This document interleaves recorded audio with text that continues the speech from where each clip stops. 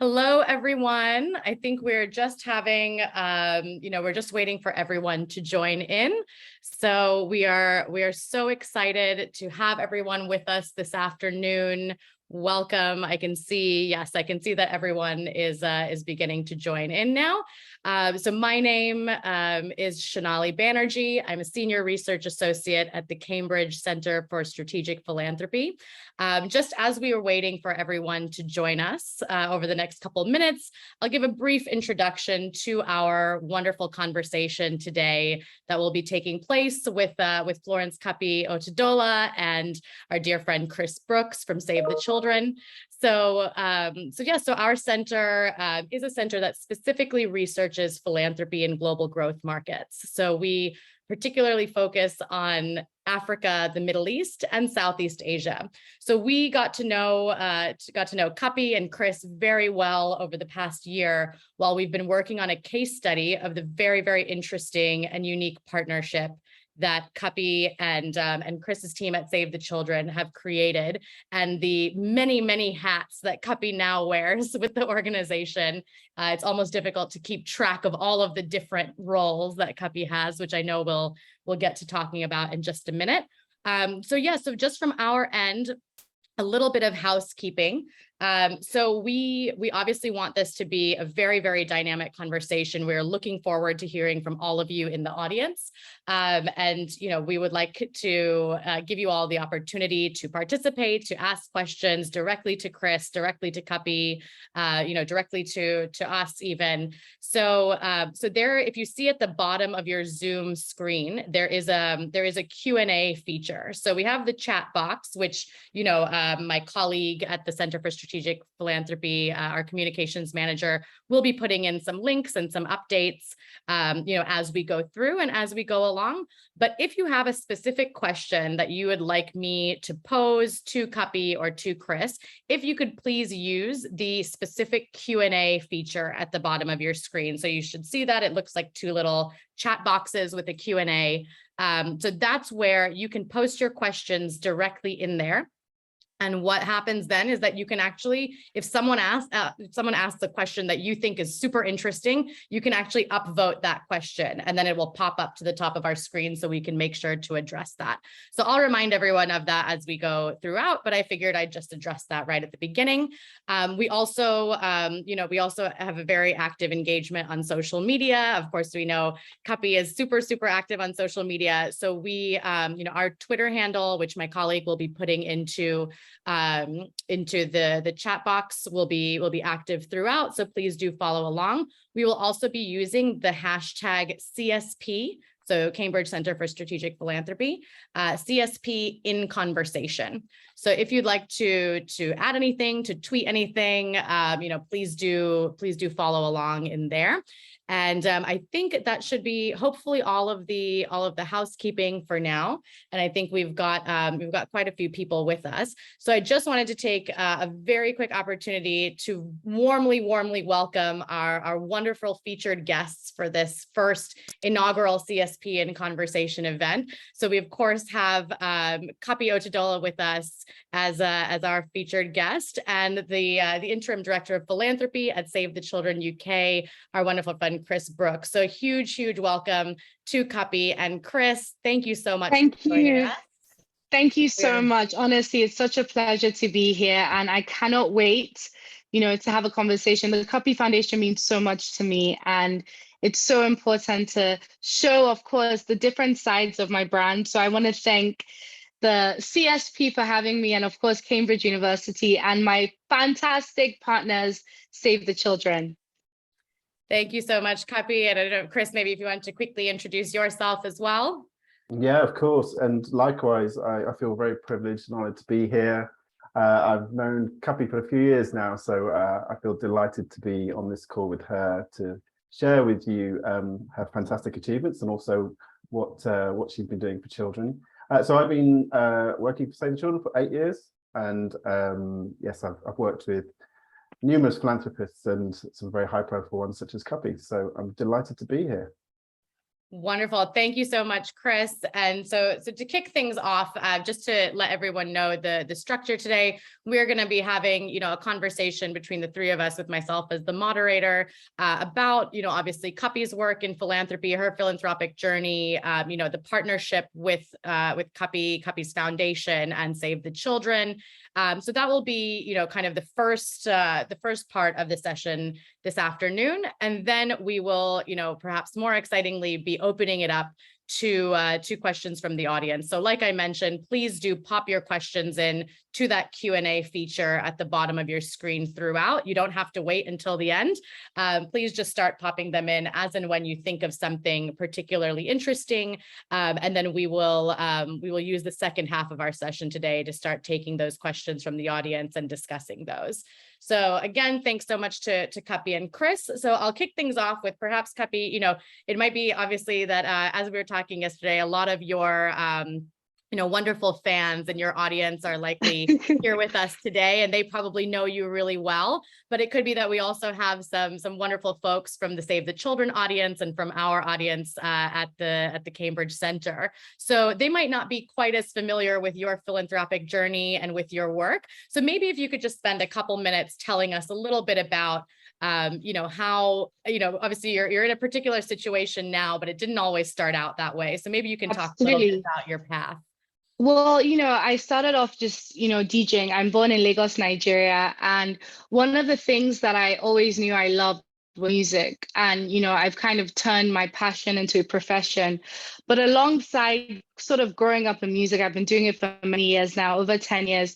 I suddenly realized that one of my bigger passions is actually giving. And, I always say the best feeling I have in the world is behind the decks. But, as I sort of learned about circumstances and the way the world works. I'm a young Black woman coming to the UK, going to the US and being outside. You sort of realize that things are not equal. And that has always been a big thing for me. Now, I suddenly found myself in a place where just creating opportunities was even more rewarding than having them.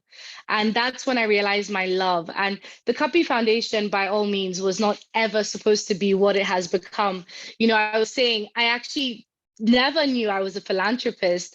I've been doing something that I've loved doing out of just doing it, not to be noticed, but just to create impact. And all of a sudden, it's turned into, a movement. And the Cuppy Foundation is so proud of what it's done. And it has not done it alone. We'll talk about my partnership with Save the Children. But, as a young female DJ from Nigeria, I've always been just a girl with just passion, and I've become a woman with vision. And I want every single Nigerian, every single woman, every single African, every single young person to be able to have opportunities. And that's what we're about. It's about not necessarily fixing things, but trying to, flatten that terrain so people have access. And as I went into that ethos, I realized, well, you've got to go back to early stages. It's about children. It's about how children have access or how they don't have access, and how we can create this environment for them to flourish. Because without my childhood, I would never be able to become this Cuppy I am. So that's where my passion comes from. I feel like a lot of people, look at philanthropists and there is a certain route, and it's often on-side, entrepreneurship, and maybe people having too many resources. The Cuppy Foundation was all about just helping a handful of students, because I believe in education so much. And now it's become something much bigger than me, which is why I've needed help. And I am absolutely honored that, the CSP at Cambridge has really, really taken interest into this. And I will say to everyone, I am not your typical philanthropist, for sure. I think that already is very clear, and of course will become much more clear over the next 90 minutes, for sure. Thank you so much for that introduction, Cuppy. And then maybe I'll just come to Chris. I mean, obviously, Save the Children, a very institutional, very historic organization. So maybe you can just tell us a little bit about how an organization that is as multinational, has branches in so many different countries, how exactly do you leverage kind of private philanthropy, and what does your work with private philanthropists more broadly look like? Sure. Thank you very much. And Cuppy, it's so inspiring to hear your story again, and just your motivations behind sort of how you got to this place. And I love the fact that you describe yourself as not your typical philanthropist, but actually, as we'll probably talk about later, I actually see people like you as potentially the future of philanthropy in many ways. So it's really interesting to hear you say that. So touching on the point in terms of Save the Children and who we are, and you mentioned our history, Shonali. So yeah, we are a child's rights organisation. We've been operating for 102 years now. And just as a bit of a backdrop, you know, we've been fighting against a wide variety of challenges for children over the years, from the Russian famine of 1922 to the Vietnam War to the Rwandan genocide. And that even sort of is before we come to the, I guess, the more pressing sort of challenges that we're facing at the moment, particularly in light of the fact that we're still just coming through a huge pandemic. So that's a bit of a backdrop. So in terms of philanthropy, when I was kind of thinking ahead to this session, and I was thinking of you, Cuppy, I was thinking about what you said a little while ago, in the sense that, and you might elaborate on this more later, but how this kind of feeling of wanting to give access and opportunity is almost part of who you are now. It comes in quite naturally to you. And it reminded me of a quote by Maya Angelou, who was kind of, which really resonates with philanthropy, which is, "Giving liberates the soul of the giver." And I love that quote, and it kind of speaks to what you were talking about. So yeah, I really kind of felt that come through when you were talking to me the other day. So in terms of how we engage with private philanthropy, so numerous ways, but before I kind of talk through some of them, you know, really the platform for success has to be strong and trusted partnership. That's what we base our most successful relationships on, and the best outcomes for children can be realized on that basis. So we look to partner with philanthropists where we hold shared values and ambitions to better children's futures around the world. And there's a few different strands to this. And the exciting thing is there's lots of ways that philanthropists can get involved with us. It's not just about providing some funding. There's more to it than that. So funding is a critical piece. Yes, there's no denying that. As an NGO who are trying to address some really systemic and seismic challenges across the world, we rely on funding to implement our projects, much like the one that Cuppy has brilliantly kind of championed and helped us deliver in northern Nigeria. So this could be to do with the survival of children through our health and malnutrition work. It could be to do with protecting children who are at risk of issues like sexual violence or trafficking, or the many educational programs we run, many of which focus on girls, where we know there has to be a real focus to give them access and opportunity to bridge that inequality gap. And then also in the spirit of true partnership, we co-create and collaborate. And actually Cuppy's partnership with us is a great illustration of how we've done that to really optimize impact. So there's real kind of buy-in from the people that we're working with, that they really believe in the impact that they want to bring for children. And so Cuppy's project and her work and enthusiasm for that is a real testimony to that approach. And it leads me on to advocacy, which is another key strand for us, where high profile supporters and ambassadors like Cuppy can give us real cut through publicly and help us to challenge and lobby governments for change. So I hope you don't mind me mentioning this, Cuppy, but you fantastically took part in the launch of the Save the Children Nigeria report on ending girls' marriage in Nigeria. Yeah.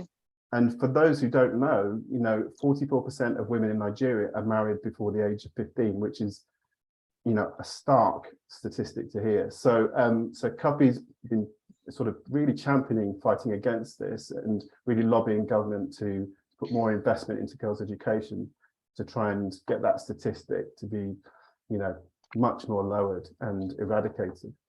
Yes. And then sort of finally, I'll just say the convening power of philanthropy is ever growing. This is something that is really accelerating fast over the past 10 years, particularly. So the feeling of doing social good is infectious, and we're living in a time when we are facing the triple threats of COVID, conflict, climate, and the continent of Africa is affected by all three of those. And so philanthropy can be the catalyst for more collective action and broader philanthropy to help tackle these really big challenges. We can't do it on our own. We have to have people like Cuppy who are trailblazing the way and then inspiring others to get on board. I think Chris needs to narrate your next docu-series for you, because honestly, Chris is singing praises. I just wanted to say, it's phenomenal. I completely agree. And, I can see there's 70 participants here. I just want to welcome those that are joining. This is an amazing conversation in celebration of a report that has come out from, of course, the CSP. And, please engage, ask questions. We're excited. Use the Q&A function, just to talk about, how partnerships, sort of thrive. They don't always do well, but this in particular, Cuppy Foundation and Save the Children has been a fantastic one, and you kind of think about, I'm here to also give advice and experience, why partner with Save the Children, especially as I definitely set out to do the Cuppy Foundation for impact, but not necessarily, the kind of scale that it's become. And, the first thing I think when people look at partnerships is why. And the truth is, my aim and my belief is always about reach, maximizing reach for my beneficiaries. So if I'm really trying to help, it's about finding those ways in which I can maximize that. And so, when you look at a partnership, you look at, is this partnership going to help my beneficiaries further? And the truth is yes. Save the Children for over 100 years has done magic work. And, looking at the work and the establishment they already had in Nigeria gave me that confidence. And then you also look at, what kind of partnership, there's different kinds. And, like Chris said, this is so collaborative and, it's about aligning vision. And looking at my story as a young Nigerian girl, Save the Children also believe that children are really the epicenter of the future. And that's how I believe. I'm turning 29. No, I'm 29. I'm turning 30 this year. Wow. And, I believe that to achieve what I want to achieve, which is flattening that horizon of opportunities for every single child, you have to remove those obstacles of education. We have to look at nutrition. My first thing was always education. Everyone knows I love education. I went to King's College, I went to New York University. I've now just finished Oxford. I mean, God knows, maybe Cambridge next. You're more than welcome. You're on the record saying that now, Cuppy. So I don't think any of my fans want any more degrees from me. But before I looked at education, children really opened my eyes. So actually, before we can give a child a book, we have to make sure that their nutrition and their health is optimal to actually digest that information. And visiting some of the centers, you realize that children needed primary healthcare, not necessarily books. And so looking at that definitely made me realize our partnership was very linear. And picking a partner is another thing, right? Save the Children is a wonderful organization, and I feel very much part of the family from day one. And a lot of people ask, sort of, how did you engage with Save the Children? And it was very organic.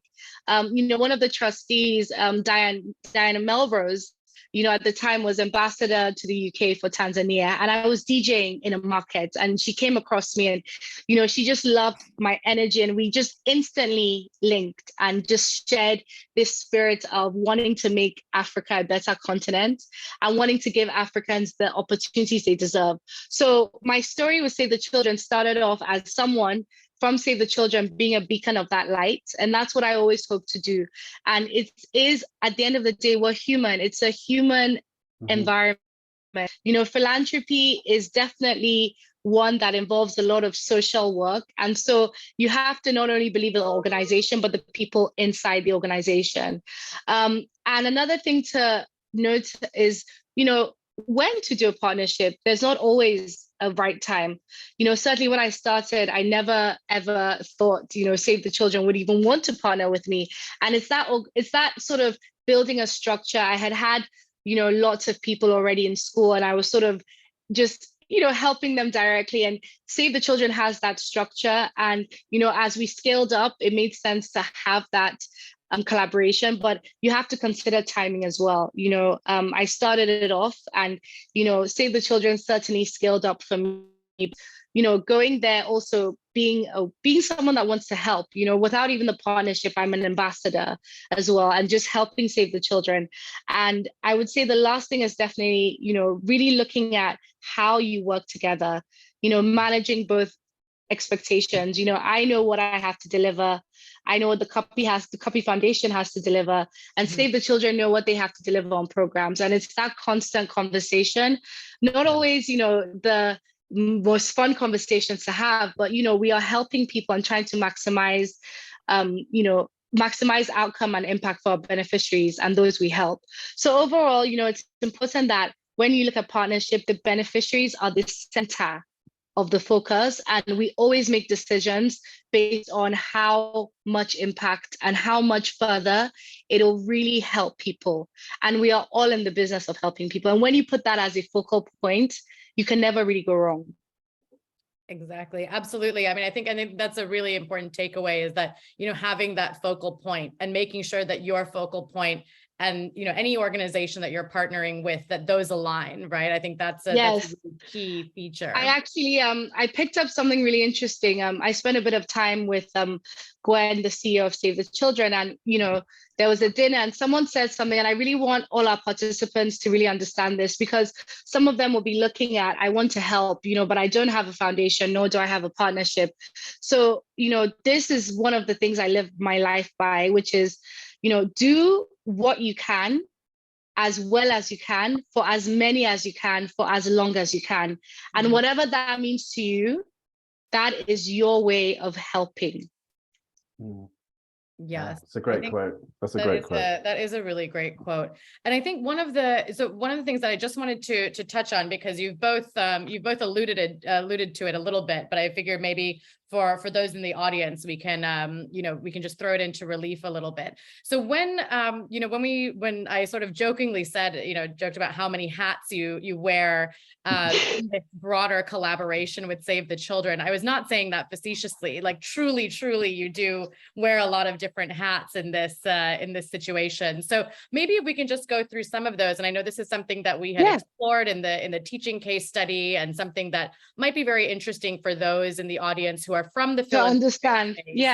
So it's quite rare. So within Save the Children, I wear 3 different hats.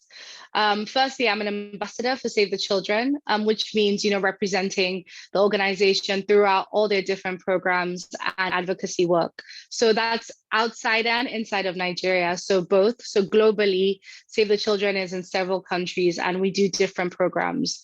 And then the second thing I do, of course, is very much African driven. So I'm one of the founding board members for the African Advisory Board. And that is really a group of us that particularly look at the continent, and we collaborate with different private sector and public sector organizations to try and push the work that Save the Children does. And then the third thing, of course, is our partnership with the Cuppy Foundation and Save the Children. So in that sense, I wear a donor hat and also a partner hat. Wonderful. I mean, so this is I wanted to make sure that was clear. Which is very rare. I mean, on that, I want to ask you, I mean, is that particularly why I'm a different type of philanthropist?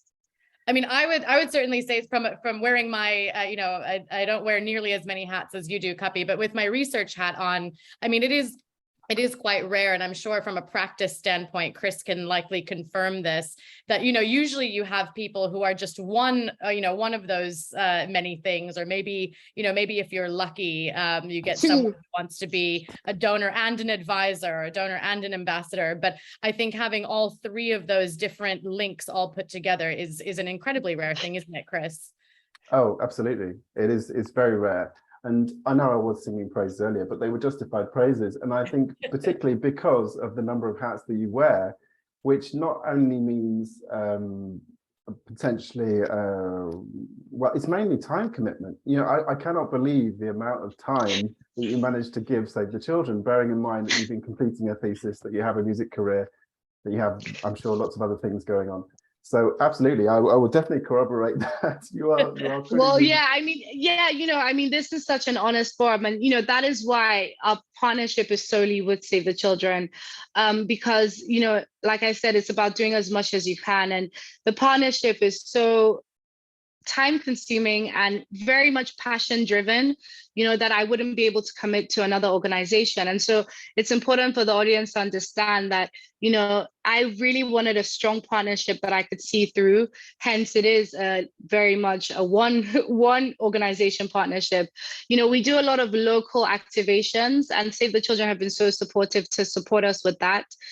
But wearing these 3 different hats definitely means, sometimes I would joke around and say, okay, so which hat is it? Mhm. Am I wearing a Save the Children shirt and, doing advocacy, or am I performing at a gala, or am I, at a board meeting, but it's basically, or perhaps it's a performance at the board meeting, which is at a gala, it could be sometimes like the hats collide, and this is a great example of it. But what I will say is that, it does take a lot of time and it takes a lot of effort. And, I have Save the Children is a massive organization. So I've been lucky enough to see so many different sides, and not all of them even, but it is in itself, navigating an organization is quite a challenge. Mm-hmm. And also an ever growing one, and an organization that has to have quick response.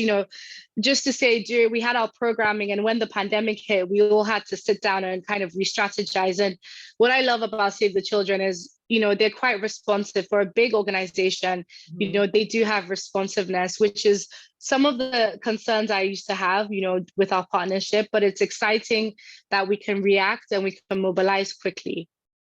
Yes, fantastic. And I think one of the ways, I mean, obviously we talk a lot about, particularly in the aftermath of the pandemic, the way that, everyone has had to mobilize, of course, mobilize resources, but also mobilize in various digital ways, right? I mean, Yes. everything, from basic education to convenings to fundraising to advocacy work, a lot of things that historically would have been done in person, suddenly had to move online. So one of the things, maybe just to move into how, exactly how you've been able to kind of carry out your work so successfully. I mean, obviously, Cuppy, your online presence is almost second to none, in part due to your music career, but also, of course, because of all your work and advocacy with Save the Children. So I think, there's a lot, we have a lot of questions about how effective are digital spaces, how effective is social media, particularly in raising awareness, for social causes, for development issues. I know this is something that all, big NGOs, international NGOs have just, really been trying to think about this and struggling with this, and it's something we research as well. So in terms of obviously using your, you're kind of using your social capital, your digital social capital that you've developed over the years, how do you find, is it exciting? Is it challenging to also use that space and that network for your social advocacy? It's so interesting you asked that, so my fan base, I built through music, I believe, and my brand is certainly, strong. I know my cupcakes are in attendance, over 70 of them, I'm sure. Yes. And, it's really about delivering a message. I've always felt like certainly the music is, almost, it's the vessel, but it carries substance. And, again, having this amazing fan base is great, on stage. But at the end of the day, I also make sure that I put certain things in front of them. Now, it's not about, pushing things. It's about just putting them in front of them. Now, philanthropy is a huge space. A lot of people do what they can and they support, but it's about just making sure that there's a cause that I can at least present and build awareness around.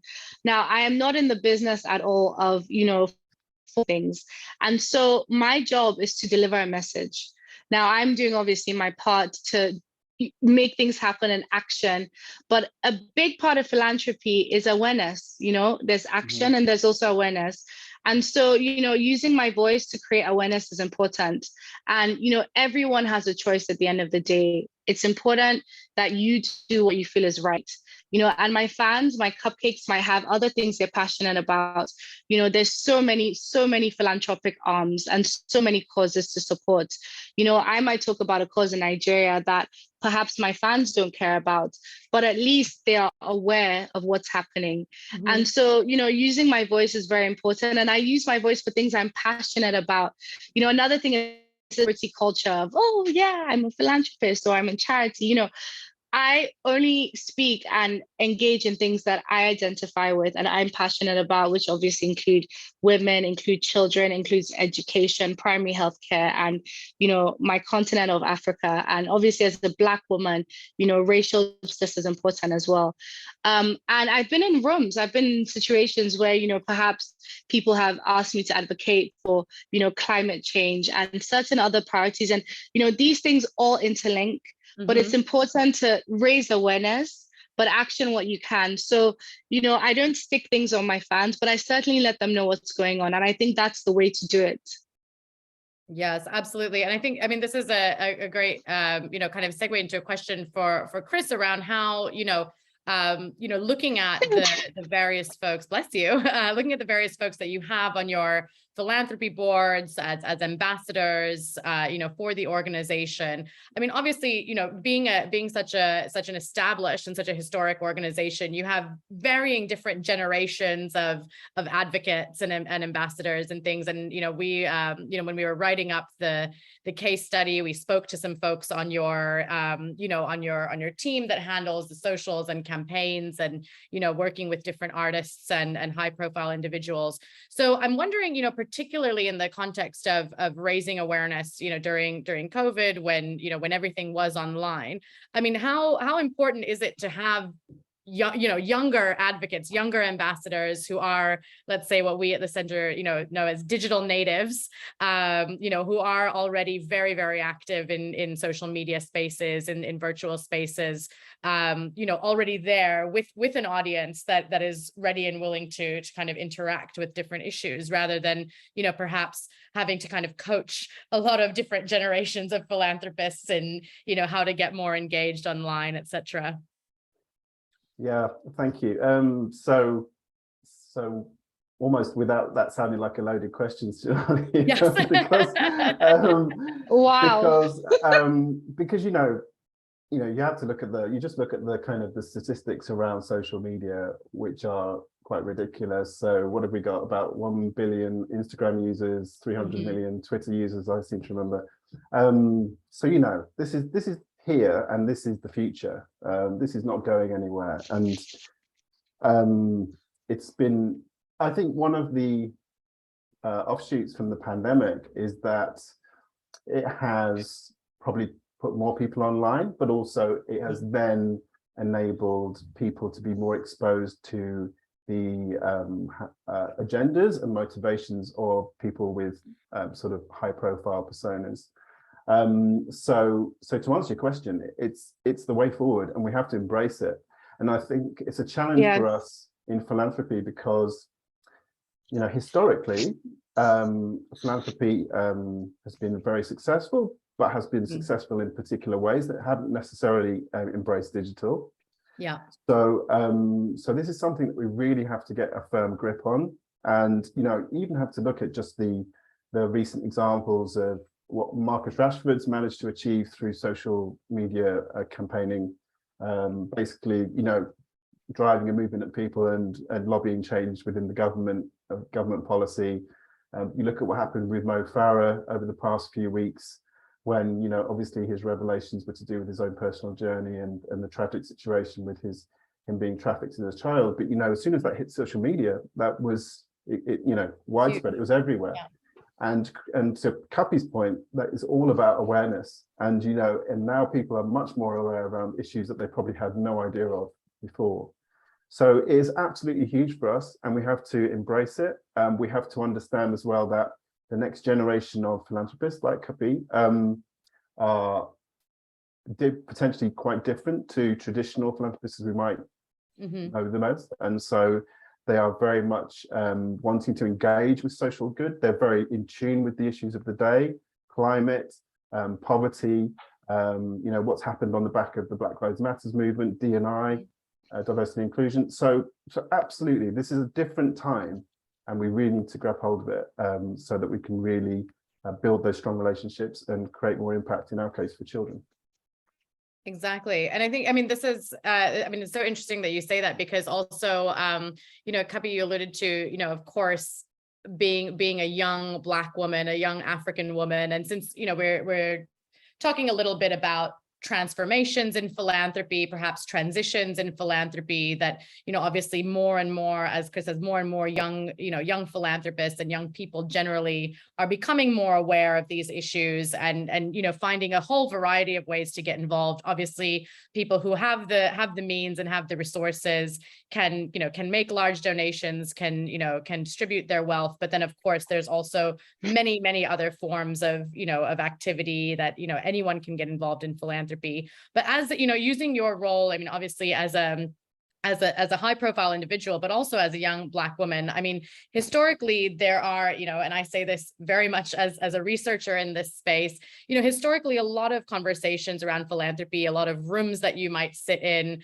a lot of boards you might sit on, you know, perhaps not the current boards, thankfully, but, you know, historically these have been very white spaces, and they have been, you know, kind of very traditional spaces. They have, you know, if not only white, then perhaps very male dominated spaces as well. Correct.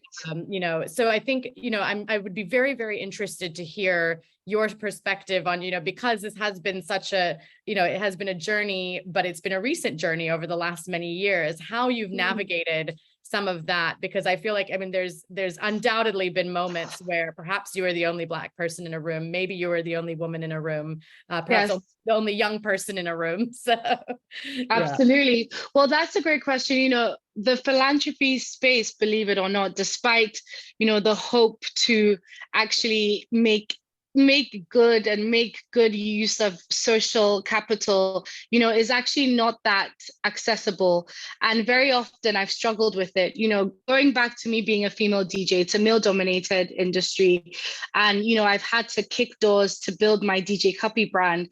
And surprisingly, I've had to kick doors also to build my Cuppy Foundation brand. And so, you know, the ethos of, again, me wanting to help people is to make things more equal.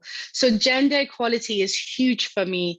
And, you know, what I notice is that it's really about giving opportunities, but also me creating them, right? And I have gone into a space of philanthropy and disrupted and said, oh, everyone just wears a hat. I want to wear 3 hats. You know, and it's about continuing that idea. And, you know, the truth is, yeah, I do find that sometimes I have to shout to be heard, and that's okay. I'm used to that. And I think it's the zest from my actual profession as a DJ that has allowed me to come into the philanthropic space with energy and with vision, you know, and I just feel like projects like this phenomenal report, you know, by the CSP shows that actually there's something interesting and something quite revolutionary I'm doing. And projects like this really encourage me to do more. And I think it shows and it tells a story and hopefully inspires other people. You know, but again, I cannot solve these problems overnight. All I can do is try and create opportunities. And I really think that the next gen of philanthropists are those young women out there, you know, that hopefully look at what I do and, you know, understand that it takes speaking up. And women, we need to, you know, not necessarily wait for these opportunities as well. We need to put ourselves in these spaces and try and create some level of impact. And sometimes, you know, it doesn't mean talking, it means shouting.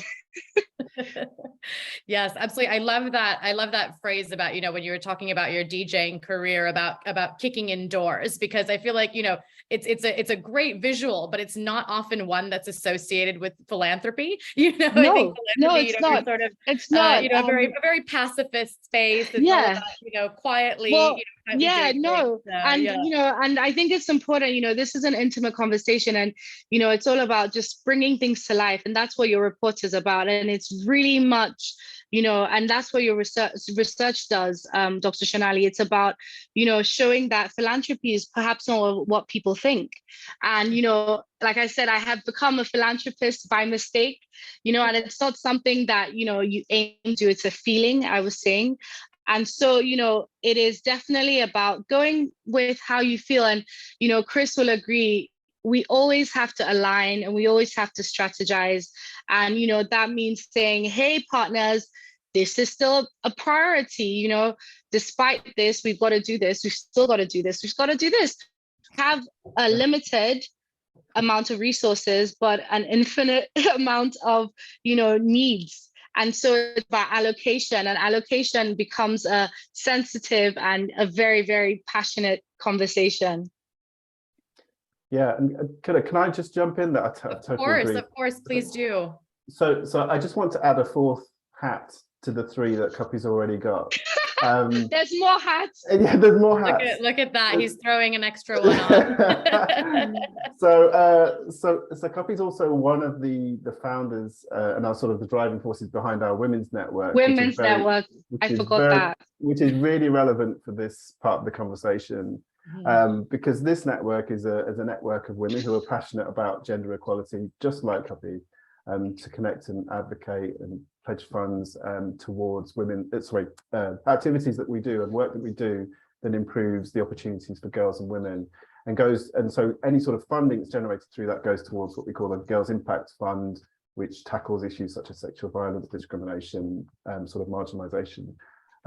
So Cuppy's, again, that's another hat that she's been wearing, and that area of work is really pushing forwards, not least because it's so needed. So I just wanted to add that. Thank you for adding my other hat.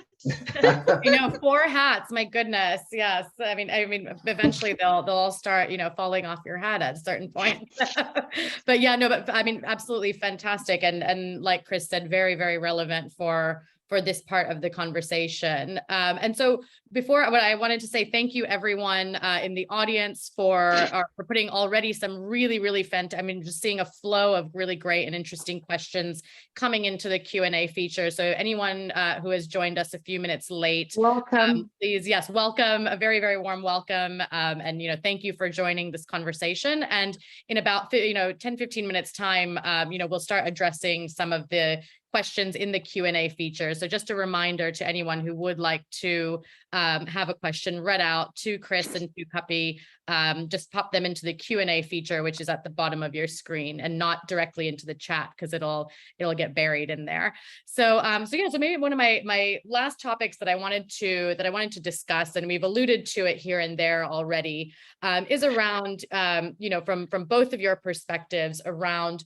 working with working with governments in order to achieve the goals. Obviously, Save the Children has very, very specific benchmarks that they would like to achieve. Chris, you were already mentioning, particularly in Nigeria, the really, let's be honest, absolutely horrifying statistic around girls, child marriages and child marriage. Obviously very much not a Nigeria specific issue, a really big problem in many parts of the world. And working with policymakers and advocates on the ground around that. Cuppy, obviously you have at varying points have had to work with, everyone from very local stakeholders, rural stakeholders, all the way up to folks in the national government on all of the different initiatives that you've been doing with Save the Children, but also as, with the Cuppy Foundation individually. So obviously we know, working with governments anywhere in the world can be an enormous challenge. It has been something that our research has shown that sometimes philanthropists actually shy away from working directly with governments because they think it's, it's so complicated, it's so complex. It takes a really long time to develop really good relationships with, with local stakeholders. I've heard comments saying, oh yeah, politicians, they're just always running for election. They're, that's the only thing they care about. And, so everyone has various motivations and, different things that concern them specifically. But obviously you both, your organizations have had to deal, your organizations have had to deal with governments on the ground. In the case of Nigeria, obviously, it's been, I'm sure there have been huge successes, but also pretty ongoing challenges, I imagine. So maybe, Cuppy, if you wouldn't mind just reflecting a little bit on, your own experiences working with governments at various levels as an advocate, as a philanthropist, but also, perhaps just your thoughts on why is it important that philanthropists do engage with governments and with, policy stakeholders? Well, I think that's a fantastic question. And it's, honestly speaking, it's a very tricky one, often quite sensitive, and I think the key word here is sustainability, right? So, I have so many brilliant ideas of how I can help and implement programs and good plans, but the credibility and the policies are also important. I don't ever want to be in a place where I've built all these sort of fantastic, long-term impactful programs. And, because I've done it in isolation, they end early. The government at the end of the day, are leaders and leadership. And so, I always say to my team and I say to my partners, the government are our friends. We are there to help, we are there to propel, and we are there to actually partner with them. Now, one of the great examples of that is, this was a sensitive situation where I had to visit a program in Borno State, and, I made the decision to also visit the governor of Borno State, because it's important to show that we're not there to, make governments look bad. We're not there to actually, take away, but we're there to work and actually, help their efforts. And, I think that very, very often, this dynamic can be quite, strained. And, my approach is all for the better good. At the end of the day, we all want good impact. We want happy citizens. We want well-to-do citizens. And what that means is very often, not always starting out new programs, but maybe helping and facilitating the existing ones. Example of that is, the work that Cuppy Foundation has done outside of Save the Children with the Lagos State government, working on their sustainable development goals for education. And, that is an example of someone said, Cuppy, you should open a school. I said, well, the government have fantastic schools, so why not support the ones they have? The government, honestly, I think and government and politics are very, very, very dynamic subjects and operations. And when you think about Nigeria, even more so. And, at a time when, like you said, there's so many external factors affecting things, this is our time, I think, to not go against them, but to help them how we can. And so, that means that we should be in partnership and we should look at what they have and what's they need help with, and how to avoid government failure, and how to really, add value to some of the systems they've built, or an outsider's perspective on how they can improve those systems. There's a famous artist, David O, and I love what he always says, which is, we all rise by lifting others. And so, if we help the government and we help lift them up, that helps us achieve our goals and them so as well. So, I certainly love collaboration, and, it's very, very difficult to do so without the public sector.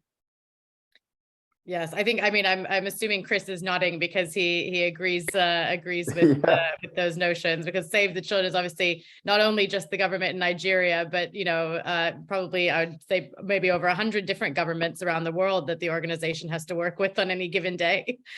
Yeah, absolutely, and I think completely echo what Cuppy said, really, particularly the point on sustainability. If we can attempt to roll out as many development programs as we like, but they're not going to be sustainable if you're not actually going to get buy-in from the governments involved in the countries. Yeah. And so, in a sense, we try and do ourselves out of a job, right? So we obviously have the specialism and expertise to implement these programs, which is why we exist. But ultimately, in order to drive systemic change and sustainable change and long-term outcomes, we have to have these programs brought into or adopted and replicated and scaled up in order to create wider impact. And that means there has to be some buy-in and adoption by government. And I'm fortunate enough to say that, you know, I've been to a few countries now, so India, Sierra Leone, for example, where I've seen that happen and become successful, not without its challenges, don't get me wrong. But oh yes, I mean, yeah, absolutely. you know, it is a dynamic relationship, and also, you know, politics is ever changing. And so actually, I think if I'm correct, Chris, our role is to also make sure that the beneficiaries are actually shielded from that. And we try to create long-term programs, regardless of what's going on politically. And that's actually one of the reasons I think Save the Children has existed for so long. They've always put the beneficiaries in the center. So actually, just to say, you know, another reason partnership is important to me is learning and adopting. It's kind of like allowing myself to soak in some of the structures that Save the Children has. And from day one, they always had a relationship with their local partners and the local offices. I mean, Chris, do you want to touch on, a lot of people don't understand how Save the Children works. It took me a long time. So can we just talk about sort of the local offices we have, which also work with the local governments? Yeah, sure. So so we have country offices based in well, numerous countries. So particularly in my area, I work for Save the Children UK. We predominantly work in roughly around 35 countries directly. So we have really strong connection with country offices in those countries. So one of which is Nigeria. Yes. So what we will do is we will work with them to develop programs, implement programs, bring in Save the Children International, which is our kind of delivery partner, if you like. And we are reliant on local partners. We are absolutely reliant because they are the people who know the lay of the ground best. They know the language. They're on ground, exactly. Yeah. So yeah. Because I feel like, you know, a lot of people are like, but you're a Save the Children UK ambassador. And, you know, it's understanding that there are local country offices and a lot of the programming we do. And these are actually our heroes. You know, I talk about a lot this particular person that works for Save the Children in Borno, Dr. Nura, who was an absolute inspiration to me when I went to Maiduguri on my program visit. And, you know, people like him are the people on ground treating the children, and it's about, you know, getting that communication. And so this is something that also, you know, I've been a big advocate of in Save the Children, making sure that there's a clear conversation and constant one between the country offices and the UK office. It's so crucial that connection, you know, between, particularly when you have large organizations, that through line constantly between the local offices, the local experts, the partners on the ground. Absolutely. Yeah, it's super key. You know, again, with the Cuppy Foundation, you know, the philanthropic manager is Ruth, who is based in Nigeria, because that's where majority of our work is. You know, whilst I'm DJing and in school, you know, you need someone that is local who can also react and ensure that impact is being made. To get impact, you need local partners, which include the government. Now, if you just want to create programming, that's fine, but impact is a very different thing than action. And that is when the localization comes in, impact. Absolutely. Absolutely. So I think I'm realizing that, you know, ideally I would wait till the top of the hour, but given the so many questions, volume of questions that we had, I think this is probably the most questions we've ever had in a conversation before, which is very, very exciting. And thank you all so much for all of your contributions. So I think what I'll do is, you know, some folks are asking, you know, vaguely similar questions. So we'll kind of, you know, hybridize them into one. You know, I apologize if this is me abusing my power as the chair. It's gone to my head. So so one of the things, I mean, there's quite a few different questions for both of you. So I think one of them. Shall we say the names so at least they know? Yes, absolutely. I'm happy to call out some of the names. So there was a very interesting question here from Rashida Liman, which was around, it was a regionally specific question. This is, you know, I'm happy to see that you've how you've grown. Speaking about extending impact to northern Nigeria specifically, and I know that you know, we have talked with you extensively, and maybe you can talk a little bit more about the different regions where, you know, where the work is done, because obviously it's a very, you know, for those who in the audience who are not Nigerian, maybe some context is needed about what is happening there. Well, particularly, our programming with Save the Children is based on Northern Nigeria. We operate in Adamawa, Borno State, and Katsina State. These are states that when we first started our partnership in 2019, they really needed that sort of, help and that uplift. Now, not to say throughout Nigeria, in an ideal situation, we would do every single of 36 states, but these are particular states that we've really impacted our work. This is our third year of programming, and our priorities have been nutrition, child protection, education, and also reproductive health, because these are the things we've realized that are barriers to education as well. So, I'm really proud to say we've directly implemented and had an effect on, over 30,000 boys and girls and women, and indirectly 120. And this is particularly through, just childhood development, and making sure that just little things like, having that access to, whether it's puzzles or jigsaws, or making sure that there's programming as well, that is sort of primary education. Also, we've worked as well with over 50 teachers, particularly providing them with educational products. And, a big thing, we worked with the local government agency authority, LGA Nigeria, and we've been able to, really provide support and intervention through Save the Children stuff out there. So particularly, we've engaged again locally through our country office with traditional leaders, which is very important, the female leaders as well, the mothers, and all these local gatekeepers. You have to go through local. And we've really helped sort of over 250 pregnant women, with community facilities. And I'm really glad to say that over 2,000 adolescent girls others have been reached through our very special, infant and young child feeding. We have counseling communities for them. And particularly the north of Nigeria is somewhere where I noticed, we talk about sort of child marriages, and it's really important, again, getting that local partnership and understanding the cultures there. So we really worked, we strengthened 100 health workers out there. And we also created these very important safe spaces, which is really there to kind of create quality, just gender responsiveness and education. And there's weekly safe space activities, which I'm very proud of. And again, these are the ways in which you start to educate and really strengthen people's knowledge.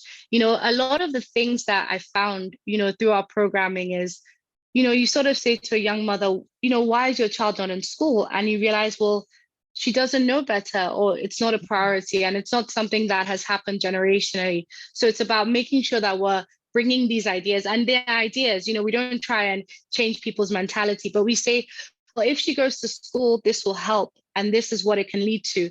Now, obviously, this is what I mean about propelling government projects. The governments do what they can to provide, employment and provide healthcare services, but we are there to help support with the cushioning, and we help them get ready for the next stage in life. Yeah. Yes, I mean, that's fantastic. And I think that's such a great, a great answer to the question, because I think there is an important realization for those in the audience that are not Nigerian, is that there is a huge kind of a huge disparity between the experiences of perhaps women and girls in more urban areas and, in higher income parts of the country, and then different states, particularly states that are experiencing conflict at the moment. Exactly. And so I think that's a very important context. Yes, and I just wanted to touch on, and that comes from, me being a young girl born in Lagos State in 1992, where, I went to nursery. I grew up extremely privileged and lucky. And so, it was for me actually helping those that don't even have that kind of access and into those less developed areas. Again, people are like, Cuppy, you're from Lagos. Why are you not helping Lagos? Well, we've done that through some of their sustainable goal development, but it's also helping the people that need help the most, people that don't even know school as an idea. And that's where I've prioritized things. Yeah, and I think one of the, sorry, I was gonna direct the next question to you, Chris, and maybe Cuppy can fill in too, because I think it directly correlates. A question from Lewis, is asking about particularly, in these remote areas, not just in Nigeria, but across the world, where, we're particularly, if we're looking at girls' education, talking about girls' education is still taboo. Cuppy was talking about things like reproductive education, which is so important, particularly in areas that do have high rates of child and girls marriage. How do we penetrate into those areas and into those regions? Maybe Chris, you can kick us off there. Yeah, really good question. And so I can almost answer that directly, in the sense that when I went to Sierra Leone about 3 years ago, I went into one of the most remote parts of Sierra Leone called the Riverine District, which is, Cuppy, you might know it, but and there's basically 12 villages set across this river, on the banks of this river, and it's completely cut off from any sort of statutory or government service and support. And they have nothing in terms of, in relation to the rest of Sierra Leone and what it receives from the government. So what we do, and this is where NGOs and Save the Children can make a real difference, is that we are able to reach those communities through our local partners. And so what we do is capacity building. We work on behavior change. We work on developing best practice with particular themes. So in this case, it was girls' education. So it was all about kind of equipping the next generation of teachers and getting kids back into school. And that actually led to a lot of interaction with the government. And the First Lady of Sierra Leone is actually very, very passionate about this subject. So we're able to really collaborate strongly and really kind of push the needle with girls' education in that particular part of the country. So that's just one example. But going back to the Cuppy's numbers, those are numbers, but they are incredible testimonies of the work and the effects on people's lives. That's what it is. And the malnutrition rates in Nigeria are much higher than they should be, and sadly 800,000 children each year don't get to see their 5th birthday. That's how bad it is. So the work that Cuppy's doing with her foundation and the impact that she's making is absolutely critical. It's actually trying to push those numbers down. And so I think I just wanted to say that, because we can't underestimate the power of this work.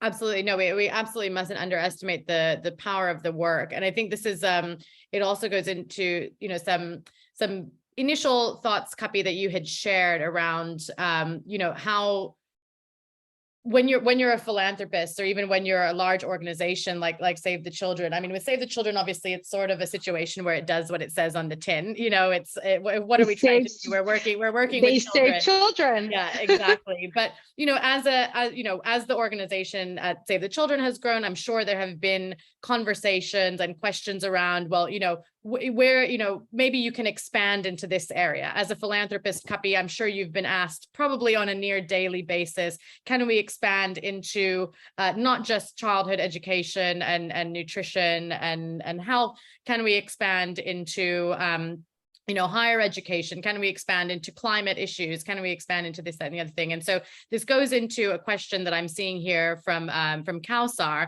which is asking, is it only about children, or what about adults? What about can we further advocate for even adult education or issues that impact adults? Yeah.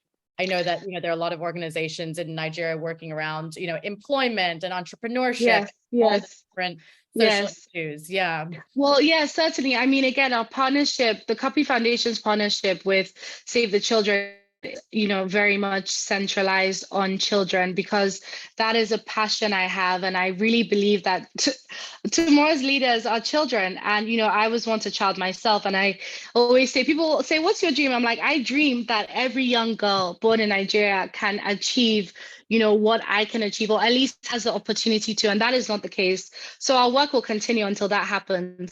But outside of Save the Children, we certainly embark on different, philanthropic journeys. I would say more sort of charitable, where we give different organization funds to support what they do.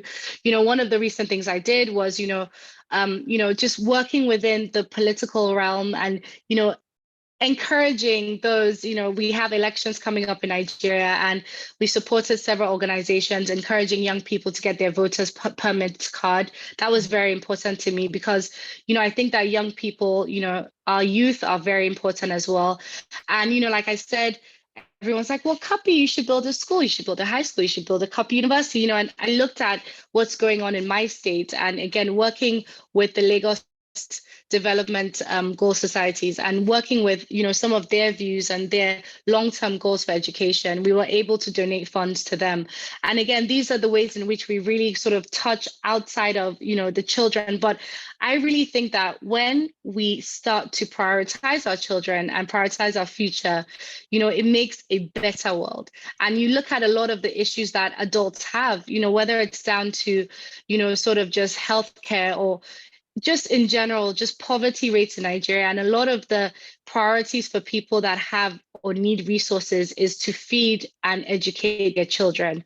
And so if we are helping them with that, that really eliminates a lot of problems they have. And that's why working with government is so important.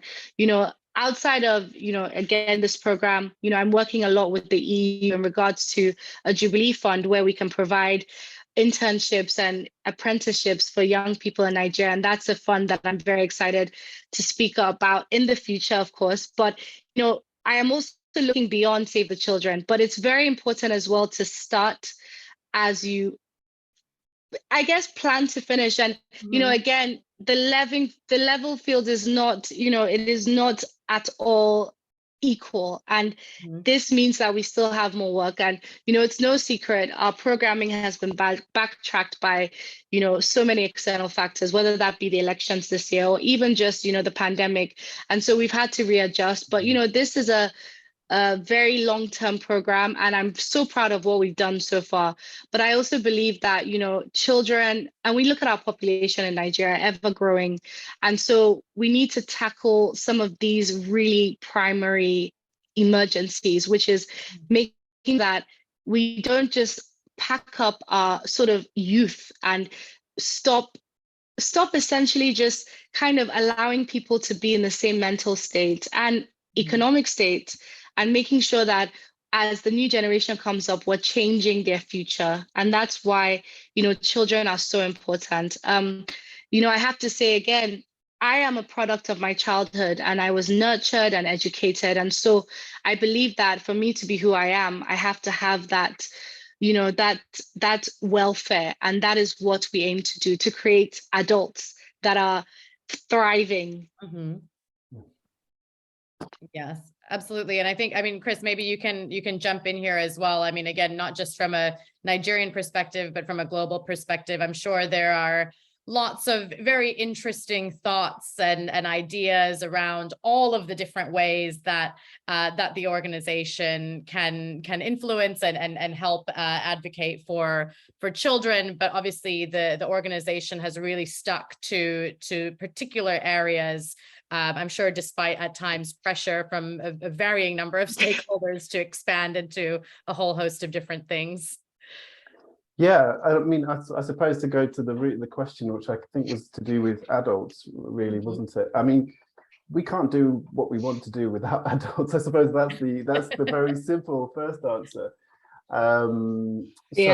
But even with a community context, within a community context, so if you kind of take out the fairly obvious example of, well, we have to reach those people in power who actually make the decision makers to influence the choices that they make for children. But I suppose, going back to my experience working in different countries, the adults within communities are often the places to start to bring to the better futures for children.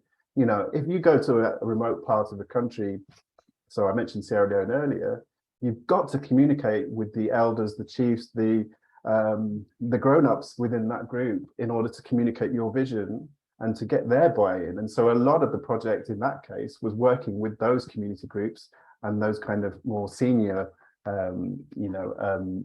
members of the family, if you like, to make a difference. So once you've got them on board and you get buy-in from the community, because they have such control, if you like, and and they are the ones who make the key decisions within their communities, then of course that then opens the gates for you to actually make the direct impact for children. Wonderful, exactly. And I think, yeah, that's, I think hopefully that, it answers the question, I think, at least for anyone who works in the international development space, it's a very familiar question, because the second you sort of pick an issue area to focus on, of course, everyone says, questions. What else? Yeah. Well, yeah, exactly. Well, why did you choose this and not something else? Why did you choose health and not climate? Why did you choose, entrepreneurship and not, early childhood development? And so, I mean, I think, unfortunately, it just brings to light the whole host of issues that there are. And as you mentioned very rightly, Cuppy, earlier this afternoon, is that none of these things exist in a vacuum. They're all interconnected. They are. Yeah, absolutely. Exactly.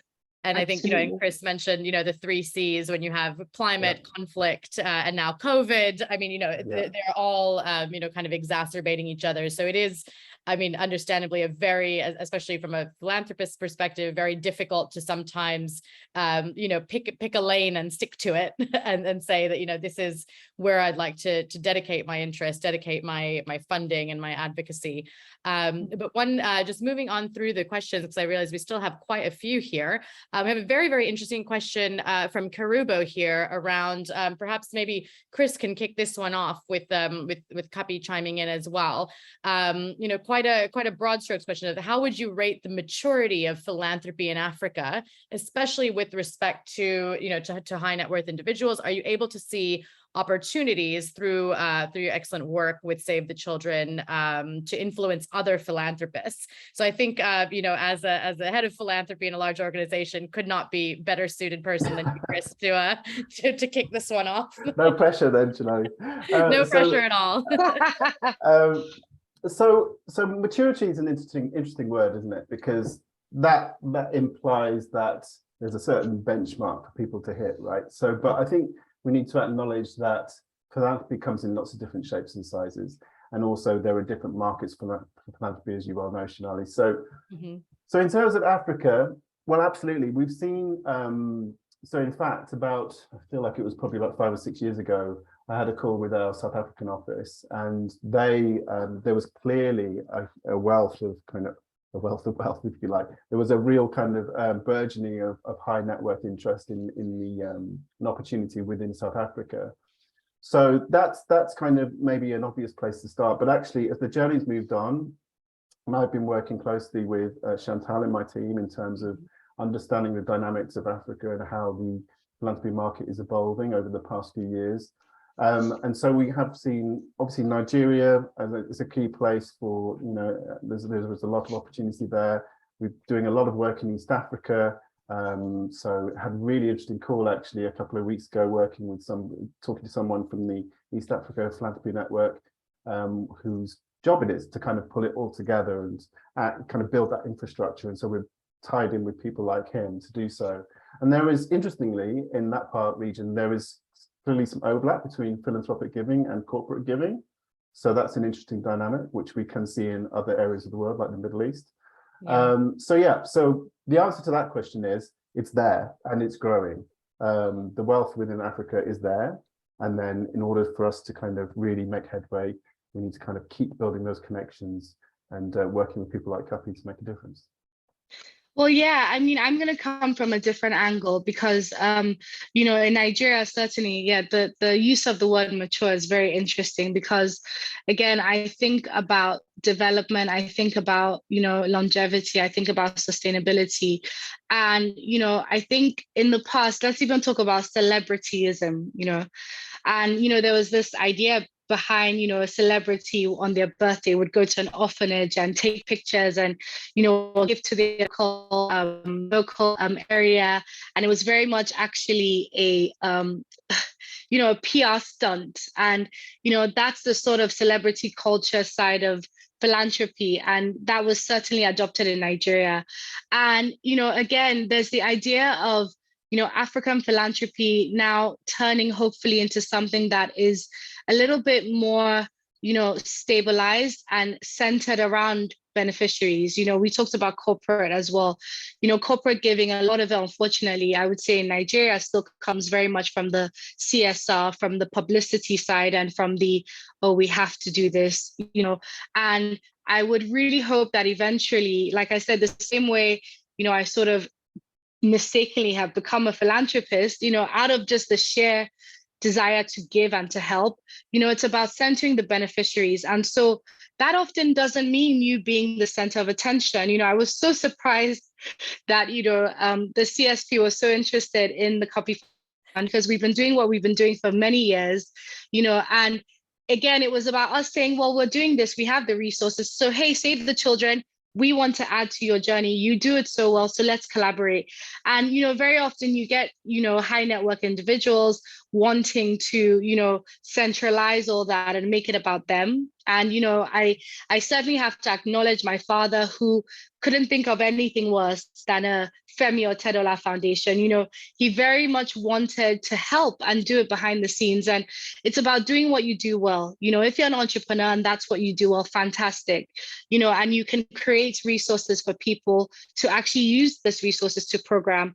It's like me saying, oh, I want the Cuppy Foundation in order to, create programs. I'm not great at creating programs. I'm great at DJing music, and I'm great at making noise. And it's about finding your strength and using it. And so, I hope that we can mature as African philanthropists, outsource and collaborate more, and that will allow us to impact more. There's no doubt all the things the Cuppy Foundation has achieved, would absolutely be undermined without Save the Children. They wouldn't be as impactful, nor would we have these fantastic numbers. These are through programs that Save the Children have on ground.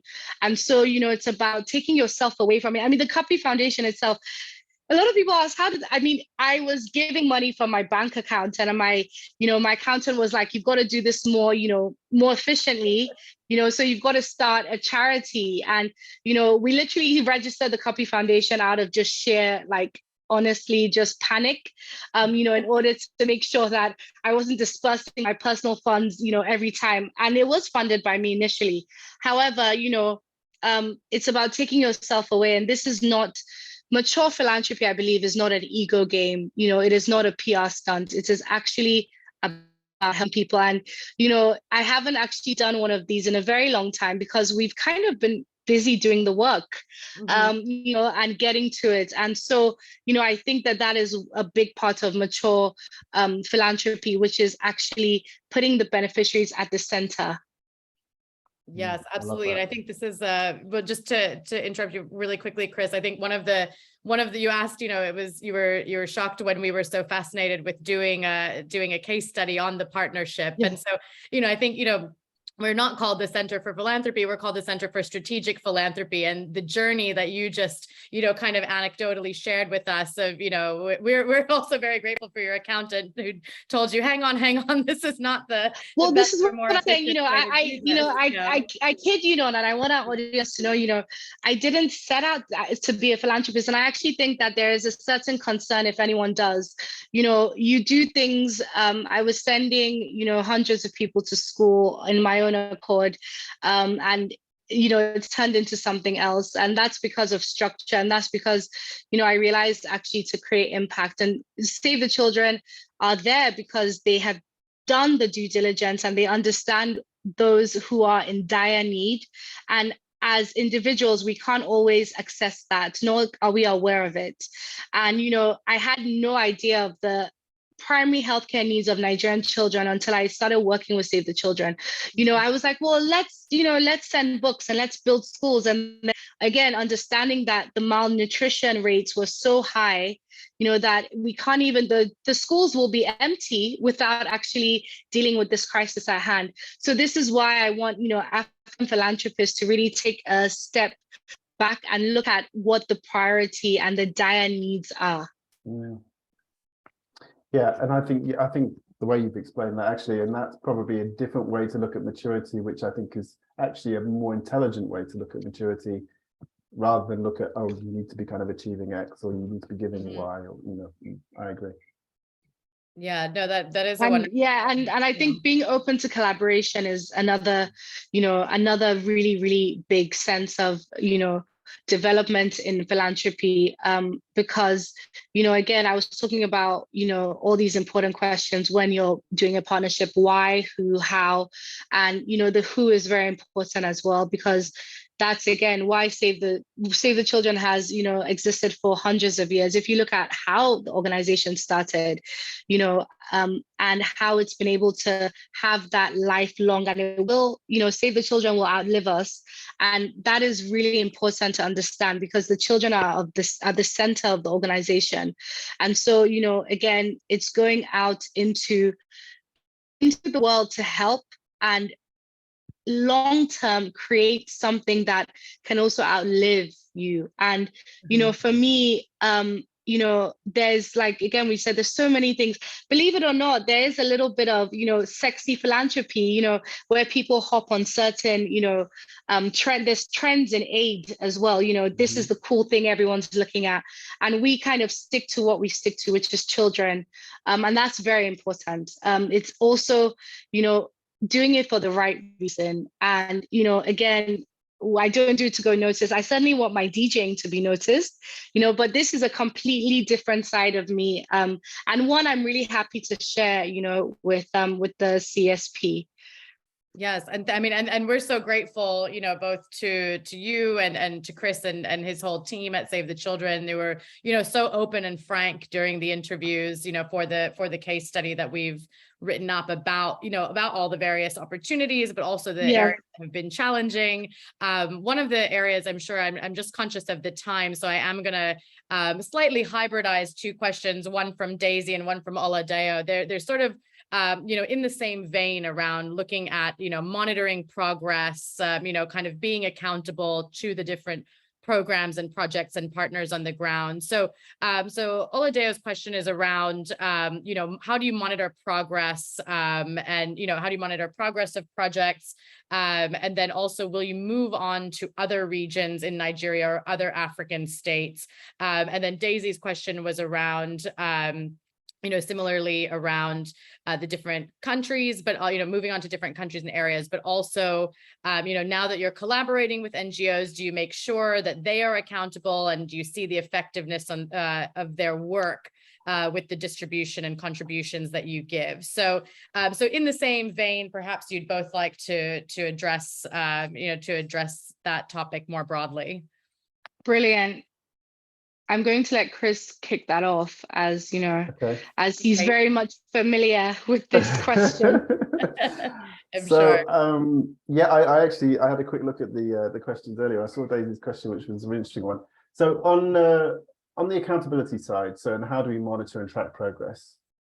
So really good question. And in terms of accountability, there are various angles to look at that from. So clearly, there's kind of the more practical angle, which is kind of contractual agreements, sort of having a project plan, KPIs, all that kind of framework that's built around that, and making sure that things stay on track and that we are in constant relationship with the partner or the philanthropist to make sure that they're happy with progress. We also, the nuts and bolts of what we do is there's a lot around reporting and make sure that we are held accountable in that way, and and sometimes things go wrong, and sometimes that's okay, because sometimes we trial things. I think it's Cuppy mentioned earlier on in the session, but a lot goes right too, and so we hold ourselves accountable to report on all of that. But I suppose more broadly than just the nuts and bolts of sort of the practicalities, we are, as Cuppy mentioned, a large organization, which means we have a huge infrastructure behind us. We are accountable to, we have strong governance. So we have our trustees, we have obviously our CEO, et cetera, et cetera. So there are different ways to look at accountability. And I suppose just to kind of end on this point, we are accountable to our funders. Funders are so key for us. And we have to make sure that we have robust and rigorous processes and systems, and make sure that we can report back well. Mm-hmm. And last, but probably most important, and this, I don't want this to come out the wrong way, because I mean it, we are accountable to children, because if we fail, then we're failing children. And that's one of the first things I learned working for Save the Children. And I think it's an important thing just to remind ourselves on every day. Absolutely. That is brilliant, because this is what I'm saying. This is why Save the Children is such an amazing organization, because the beneficiaries, the children, are the center. And so when you really look at it, it is actually, a gift and a curse. You are really, really building, and you're working every day in order to save lives. And when you put that on your hands, you really realize how much responsibility that is. And that kind of, that responsibility echoes throughout the whole organization, and everyone really holds that to their heart. And, I know the question as well was about spreading out, out of Nigeria. And that's something that Save the Children certainly does. And this is, again, about being a mature philanthropist. I am Nigerian. That's where I'm from. That's where I was born. And that is where my heart is. And so, that is why it's important to make sure that Save the Children partner with the right philanthropists in different countries. And that's me saying, rather than doing things outside my country, I will do what I can, but I will still focus on our programming there so that I can do it well. My mother always tells me anything worth doing is worth doing well. So before we spread our wings and we do loads of different countries around the continent, we have to make sure that our programs in Nigeria are stable, and we're doing some of the things we need to do, and the needs keep growing. And so, my priority is to make sure that, as the Cuppy Foundation is partnered up with Save the Children, we prioritize Nigeria in that sense. Now, as an African Advisory Board member and also as an ambassador, I visit different programs around the continent and even in the UK and beyond. But as far as our partnership, it is strategically for Nigeria. Mm-hmm.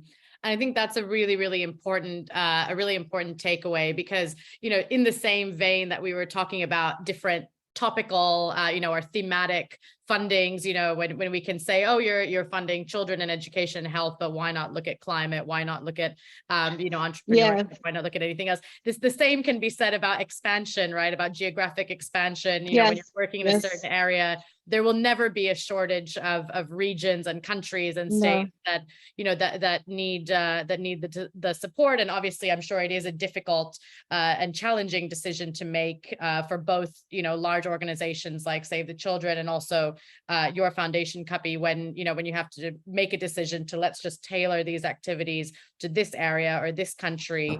Absolutely. Yeah. Well, that's what mature philanthropy is, I believe. And so I think that we've actually, not only have we, sort of learned from each other, but we've learned from the audience as well, because that's something that will stick with me. And mature philanthropy is not saying, we will do everything. It's saying we will do what we can for as long as we can. Yeah, absolutely. I don't know. Yeah, Chris, if you have any final thoughts on that, I'm sure that, Save the Children as an organization, anytime you expand into a certain area, the immediate next question follows is, why stop there? Why not carry on into, a new country, a new region, etc. Yes. I suppose we're fortunate in the sense that we are a large organization working in over 100 countries. So, that we do have that. But I think it's about narrowing your focus and making sure that one of the lessons that we have to kind of keep reminding ourselves on is to kind of drive impact. And whether it's talking about the themes of climate, poverty, whatever it might be, drive impact and get that done well. There is the danger of spreading ourselves too thin, working across too many countries, too many regions, and not doing our best for children. And we don't want to jeopardize that. No. Well, I think, Shonali, before we go, we must speak to everyone about the case study. Yes, absolutely. I was just going to say we have a very few minutes left that we do want to advocate for the wonderful case study that we have done. At the center, we do write case studies specifically about philanthropic organizations in various global growth markets. And obviously in this case, the feature of the case study was, of course, Cuppy, your work, but particularly the brilliant partnership. And the whole point of the case study is that they are teaching tools. They are supposed to be used, hopefully by other organizations as an example of a really interesting and, really dynamic partnership, something that can really be taken away. We have already started teaching the case study philanthropy, through our executive education programs. It is in publication at the moment, so we will certainly be promoting it widely once it is available. And in the meantime, of course, we will have the recording of this wonderful session up on our YouTube channel, which I know will be shared widely. So if anyone happened to join in late, or I know some people I saw in the chat had to leave early for various commitments, we will be sending around the YouTube link to everyone who attended so that everyone can have a look. And I just wanted to say a massive, massive thank you again to Cuppy and Chris, who are, of course, as everyone has heard over the last 90 minutes, doing really, really brilliant work, not just in their philanthropic work, but also in expanding the partnerships, advocating for more collaboration and more, kind of accountability and transparency in philanthropy more broadly, which of course we love to hear at the center. So yes, I think we'll wrap it up there. I think we're actually right on time, which is just a phenomenal thing and hardly ever happens. So well, it was an absolute pleasure, and I want to thank the Center for Strategic Philanthropy at Cambridge, the Judge Business School, for taking interest and highlighting work we do, and of course my partners, Save the Children, and of course all the people that support the Cuppy Foundation through and through. And this has certainly given me zest to do more. So, despite the case study, being publicized and all done and ready, I think this is certainly just the start for us at the Cuppy Foundation. So thank you so much, everyone. Absolutely. And thank you to everyone in the audience. Wonderful to see you all. And thank you for your great questions. We will see you all again soon, hopefully. Thank you. Thank you, everybody. Thank you.